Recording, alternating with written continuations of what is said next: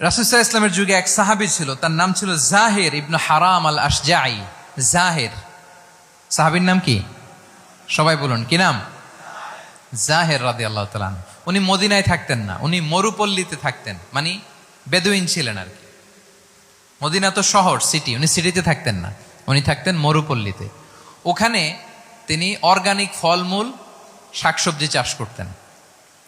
রাসূল সাল্লাল্লাহু আলাইহি ওয়াসাল্লাম ওনার এই অর্গানিক ফলমূল আর শাকসবজি খুব পছন্দ করতেন, ফলে উনি প্রায় সেই মরুপল্লী থেকে রাসূল সাল্লাল্লাহু আলাইহি ওয়াসাল্লামের জন্য অর্গানিক ফ্রেশ ফ্রুট আর শাকসবজি মদিনায় নিয়ে আসতেন এবং এগুলো ফ্রিতে দিতেন রাসূল সাল্লাল্লাহু আলাইহি ওয়াসাল্লামকে অ্যাজ এ গিফট।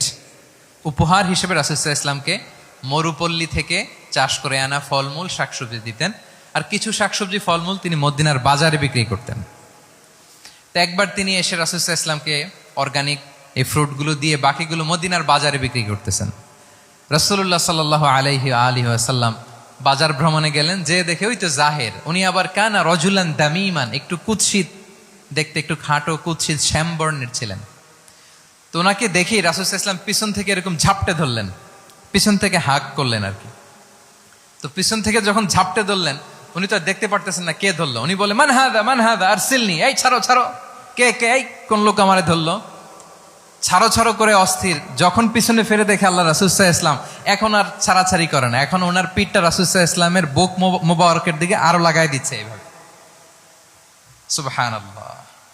এতক্ষণ বলে এই কে, ছাড়ো ছাড়ো, যখন দেখে রাসূল সাল্লাল্লাহু আলাইহি ওয়াসাল্লাম এখন আর তাড়াহুড়ো করতেছে না, এখন ওনার পিঠটা রাসূল সাল্লাল্লাহু আলাইহি ওয়াসাল্লামের বুক মোবারকের সাথে আরো ঠেলে দিচ্ছে।